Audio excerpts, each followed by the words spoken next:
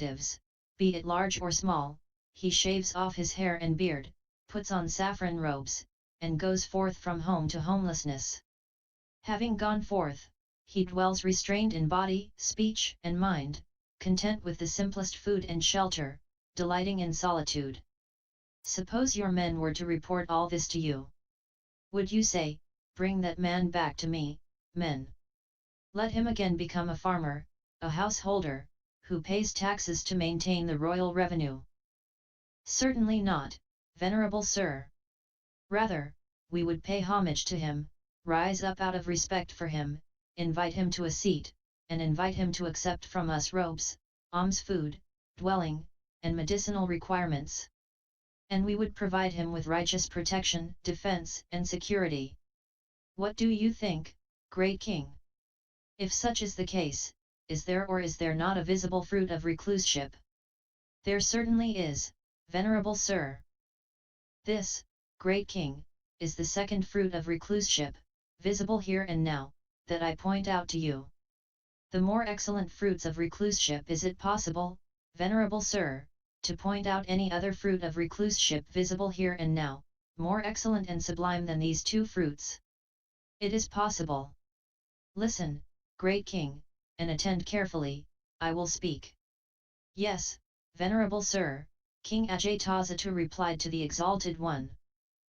The Exalted One spoke, herein, great king, a Tathagata arises in the world, a worthy one, perfectly enlightened, endowed with clear knowledge and conduct, accomplished, a knower of the world, unsurpassed trainer of men to be tamed, teacher of gods and men, enlightened and exalted. Having realized by his own direct knowledge this world with its gods, its maras and its brahmas, this generation with its recluses and brahmins, its rulers and people, he makes it known to others. He teaches the Dhamma that is good in the beginning, good in the middle, and good in the end, possessing meaning and phrasing. He reveals the holy life that is fully complete and purified. A householder, or a householder's son, or one born into some other family, hears the Dhamma. Having heard the Dhamma, he gains faith in the Tathagata.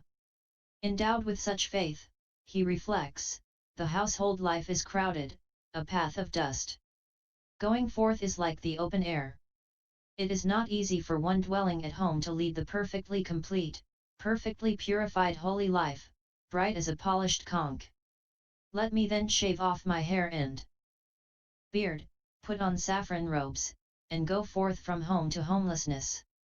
After some time he abandons his accumulation of wealth, be it large or small, he abandons his circle of relatives, be it large or small, he shaves off his hair and beard, puts on saffron robes, and goes forth from home to homelessness. When he has thus gone forth, he lives restrained by the restraint of the Padamokha, possessed of proper behavior and resort. Having taken up the rules of training, he trains himself in them, seeing danger in the slightest faults. He comes to be endowed with wholesome bodily and verbal action, his livelihood is purified, and he is possessed of moral discipline. He guards the doors of his sense faculties, is endowed with mindfulness and clear comprehension, and is content. The small section on moral discipline and how, great king, is the bhikkhu possessed of moral discipline? Herein, great king, having abandoned the destruction of life, the bhikkhu abstains from the destruction of life. He has laid down the rod and weapon and dwells conscientious, full of kindness, sympathetic for the welfare of all living beings. This pertains to his moral discipline. Having abandoned taking what is not given, he abstains from taking what is not given. Accepting and expecting only what is given, he lives in honesty with a pure mind. This too pertains to his moral discipline. Having abandoned incelibacy, he leads the holy life of celibacy. He dwells aloof and abstains from the vulgar practice of sexual intercourse. This too pertains to his moral discipline. Having abandoned false speech, he abstains from falsehood. He speaks only the truth, he lives devoted to truth, trustworthy and reliable, he does not deceive anyone in the world. This too pertains to his moral discipline. Having abandoned slander, he abstains from slander. He does not repeat elsewhere what he has heard here in order to divide others from the people here, nor does he repeat here what he has heard elsewhere in order to divide these from the people there. Thus he is a reconciler of those who are divided and a promoter of friendships. Rejoicing, delighting, and exulting in concord, he speaks only words that are conducive to concord. This too pertains to his moral discipline. Having abandoned harsh speech, he abstains from harsh speech. He speaks only such words as are gentle, pleasing to the ear, endearing, going to the heart, polite, amiable and agreeable to the many folk. This too pertains to his moral discipline. Having abandoned idle chatter, he abstains from idle chatter. He speaks at the right time, speaks what is factual and beneficial, speaks on the Dhamma and the discipline. His words are worth treasuring, they are timely, backed by reasons, measured, and connected with the good. This too pertains to his moral discipline. He abstains from damaging seed and plant life. He eats only in one part of the day, refraining from food at night and from eating at improper times. He abstains from dancing, singing, instrumental music, and from witnessing unsuitable shows. He abstains from wearing garlands, embellishing himself with scents, and beautifying himself with unguents. He abstains from high and luxurious beds and seats. He abstains from accepting gold and silver. He abstains from accepting uncooked grain, raw meat, women and girls, male and female slaves, goats and sheep, fowl and swine, elephants, cattle, horses and mares. He abstains from accepting fields and lands. He abstains from running messages and errands. He abstains from buying and selling. He abstains from dealing with false weights, false metals, and false measures. He abstains from the crooked ways of bribery, deception, and fraud. He abstains from mutilating, executing, imprisoning, robbery, plunder, and violence. This too pertains to his moral discipline. The intermediate section on moral discipline. Whereas some recluses and Brahmins, while living on food offered by the faithful, continually cause damage to seed and plant life, to plants propagated from roots, stems, joints, buds, and seeds, he abstains from damaging seed and plant life. This too pertains to his moral discipline. Whereas some recluses and Brahmins, while living on food offered by the faithful, enjoy the use of stored-up goods, such as stored-up food, drinks, garments, vehicles, bedding, scents, and comestibles, he abstains from the use of stored-up goods. This too pertains to his moral discipline. Whereas some recluses and Brahmins, while living on food offered by the faithful, attend unsuitable shows, such as shows featuring dancing, singing, or instrumental music, theatrical performances, narrations of legends, music played by hand clapping, cymbals, and drums, picture houses, acrobatic performances, combats of elephants, horses, buffaloes, bulls, goats, rams, cocks and quails, stick fights, boxing and wrestling, sham fights, roll calls, battle arrays, and regimental reviews. He abstains from attending such unsuitable shows. This too pertains to his moral discipline.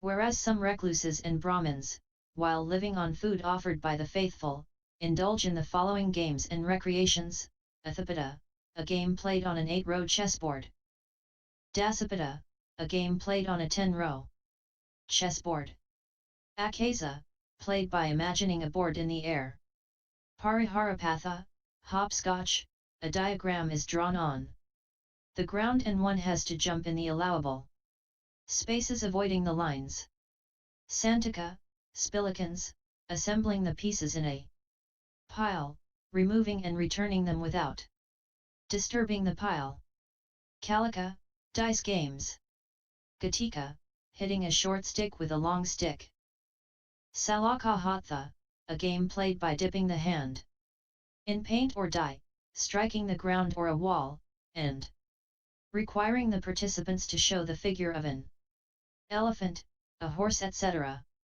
Akha, ball games. Pangasira, blowing through toy pipes made of leaves. Vankaka, ploughing with miniature ploughs. Mokhasika, turning somersaults. Singulaka, playing with paper windmills.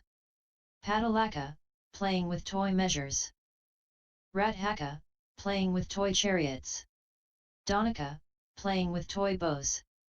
Akharika, guessing at letters written in the air or on one's back. Mainsika, guessing others' thoughts. Yathavahya, games involving mimicry of deformities. He abstains from such games that are a basis for negligence. This too pertains to his moral discipline. Whereas some recluses and Brahmins, while living on food offered by the faithful, enjoy the use of high and luxurious beds and seats, such as spacious couches, thrones with animal figures carved on the supports, long-haired coverlets, multicolored patchwork coverlets, white woolen coverlets embroidered with flowers, quilts stuffed with cotton, woolen coverlets embroidered with animal figures, woolen coverlets with hair on both sides or on one side, bedspreads embroidered with gems, silk coverlets, dance hall carpets, elephant, horse, or chariot rugs, rugs of antelope skins, choice spreads made of cattle deer hides, spreads with red awnings overhead, couches with red cushions for head and feet. He abstains from the use of such high-end, luxurious beds and seats. This too pertains to his moral discipline. Whereas some recluses and Brahmins, while living on food offered by the faithful, enjoy the use of such devices for embellishing and beautifying themselves as the following: rubbing scented powders into the body, massaging with oils, bathing in perfumed water, kneading the limbs, mirrors, ointments, garlands, scents, unguents, face powders, makeup, bracelets, headbands, decorated walking sticks, ornamented medicine tubes, rapiers, sunshades, embroidered sandals, turbans, diadems, yak-tail whisks, and long-fringed white robes. He abstains from the use of such devices for embellishment and beautification. This too pertains to his moral discipline.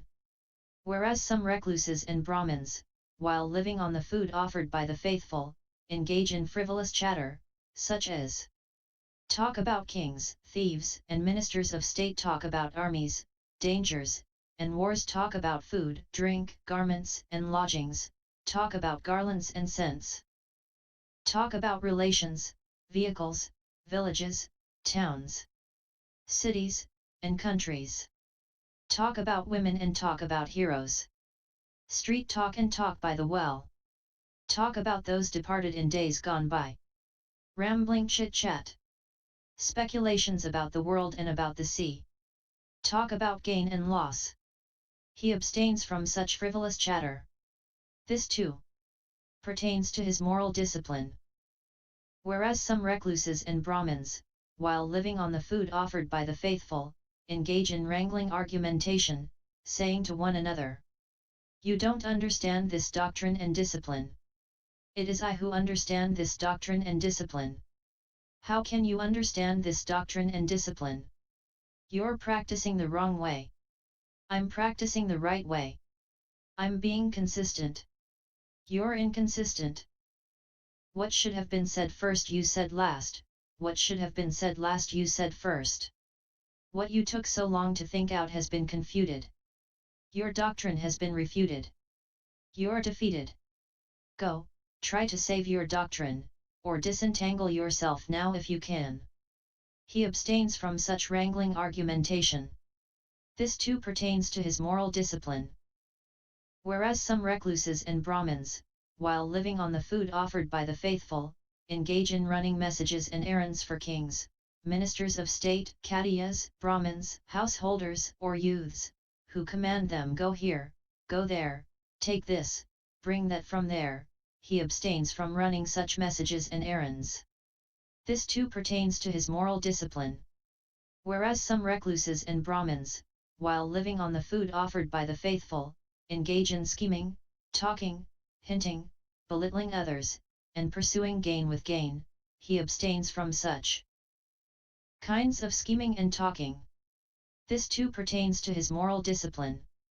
The large section on moral discipline. Whereas some recluses and Brahmins, while living on the food offered by the faithful, earn their living by a wrong means of livelihood, by such debased arts as prophesying long life, prosperity, etc., or the reverse, from the marks on a person's limbs, hands, feet, etc. Divining by means of omens and signs. Making auguries on the basis of thunderbolts and celestial portents. Interpreting ominous dreams. Telling fortunes from marks on the body. Making auguries from the marks on cloth gnawed by mice. Offering fire oblations. Offering oblations from a ladle. Offering oblations of husks, rice powder, rice grains, ghee, and oil to the gods. Offering oblations from the mouth. Offering blood sacrifices to the gods. Making predictions based on the fingertips. Determining whether the site for a proposed house or garden is propitious or not. Making predictions for officers of state. Laying demons in a cemetery. Laying ghosts. Knowledge of charms to be pronounced by one. Living in an earthen house. Snake charming. The poison craft, scorpion craft, rat craft, bird craft. Crow craft. Foretelling the number of years that a man has to live. Reciting charms to give protection from arrows. Reciting charms to understand the language of animals. He abstains from such wrong means of livelihood. From such debased arts. This too pertains to his moral discipline. Whereas some recluses and Brahmins, while living on the food offered by the faithful, earn their living by a wrong means of livelihood, by such debased arts as interpreting the significance of the color, shape, and other features of the following items to determine whether they portend fortune or misfortune for their owners: gems, garments, staffs, swords, spears, arrows, bows, other weapons, women, men, boys, girls, slaves, slave women, elephants, horses, buffaloes, bulls, cows, goats, rams, fowl, quails, lizards, earrings or house gables, tortoises, and other animals. He abstains from such wrong means of livelihood, from such debased arts. This too pertains to his moral discipline. Whereas some recluses and Brahmins, while living on the food offered by the faithful, earn their living by a wrong means of livelihood, by such debased arts as making predictions to the effect that the king will march forth, the king will return, our king will attack and the enemy king will retreat. The enemy king will attack and our king will retreat. Our king will triumph and the enemy king will be defeated. The enemy king will triumph and our king will be defeated. Thus there will be victory for one and defeat for the other. He abstains from such wrong means of livelihood. From such debased arts. This too pertains to his moral discipline. Whereas some recluses and Brahmins, while living on the food offered by the faithful, earn their living by a wrong means of livelihood, by such debased arts as predicting there will be an eclipse of the moon, an eclipse of the sun, an eclipse of a constellation. The sun and the moon will go on their proper courses. There will be an aberration of the sun and moon. The constellations will go on their proper courses. There will be an aberration of a constellation. There will be a fall of meteors. There will be a sky blaze. There will be an earthquake. There will be an earth roar. There will be a rising and setting, a darkening and brightening of the moon, sun, and constellations. Such will be the result of the moon's eclipse, such the result of the sun's eclipse, and so on down to, such will be the result of the rising and setting, darkening, and brightening of the moon, sun, and constellations. He abstains from such wrong means of livelihood, from such debased arts. This too pertains to his moral discipline. Whereas some recluses and Brahmins, while living on the food offered by the faithful, earn their living by a wrong means of livelihood, by such debased arts as predicting there will be abundant rain, there will be a drought, there will be a good harvest, there will be a famine. There will be security, there will be danger, there will be sickness, there will be health, or they earn their living by accounting, computation, calculation, the composing of poetry, and speculations about the world. He abstains from such wrong means of livelihood, from such debased arts. This too pertains to his moral discipline. Whereas some recluses and Brahmins, while living on the food offered by the faithful, earn their living by wrong means of livelihood, by such debased arts as arranging auspicious dates for marriages, both those in which the bride is brought home and those in which she is sent out. Arranging auspicious dates for betrothals and divorces, arranging auspicious dates for the accumulation or expenditure of money. Reciting charms to make people lucky or unlucky, rejuvenating the fetuses of abortive women, reciting spells to bind a man's tongue, to paralyze his jaws, to make him lose control over his hands, or to bring on deafness, obtaining oracular answers to questions by means of a mirror, a girl, or a god. Worshipping the sun, worshipping Mahabrahma, bringing forth flames from the mouth. Invoking the goddess of luck. He abstains from such wrong means of livelihood, from such debased arts. This too pertains to his moral discipline. Whereas some recluses and Brahmins, while living on the food offered by the faithful, earn their living by wrong means of livelihood, by such debased arts as promising gifts to deities in return for favors, fulfilling such promises, demonology. Reciting spells after entering an earthen house, inducing virility and impotence, preparing and consecrating sites for a house, giving ceremonial mouthwashes and ceremonial bathing, offering sacrificial fires, administering emetics, purgatives, expectorants, and phlegmagogues, administering medicines through the ear and through the nose, administering ointments and counter-ointments, practicing fine surgery on the eyes and ears, practicing general surgery on the body, practicing as a children's doctor. He abstains from such wrong means of livelihood, from such debased arts. This too pertains to his moral discipline. Great King, the bhikkhu who is thus possessed of moral discipline sees no danger anywhere in regard to his restraint by moral discipline. Just as a head-anointed noble warrior who has defeated his enemies sees no danger anywhere from his enemies, so the bhikkhu who is thus possessed of moral discipline sees no danger anywhere in regard to his restraint by moral discipline. Endowed with this noble aggregate of moral discipline, he experiences within himself a blameless happiness. In this way, Great King, the bhikkhu is possessed of moral discipline, restraint of the sense faculties. And how, Great King, does the bhikkhu guard the doors of his sense faculties?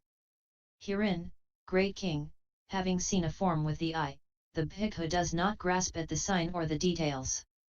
Since, if he were to dwell without restraint over the faculty of the eye, evil unwholesome states such as covetousness and grief might assail him. He practices restraint, guards the faculty of the eye, and achieves restraint over the faculty of the eye. Having heard a sound with the ear, having smelled an odor with the nose, having tasted a flavor with the tongue, having touched a tangible object with the body, having cognized a mind object with the mind, the bhikkhu does not grasp at the sign or the details. Since, if he were to dwell without restraint over the faculty of the mind, evil unwholesome states such as covetousness and grief might assail him. He practices restraint, guards the faculty of the mind, and achieves restraint over the faculty of the mind. Endowed with this noble restraint of the sense faculties, he experiences within himself an unblemished happiness. In this way, Great King, the bhikkhu guards the doors of the sense faculties. Mindfulness and clear comprehension. And how, Great King, is the bhikkhu endowed with mindfulness and clear comprehension? Herein,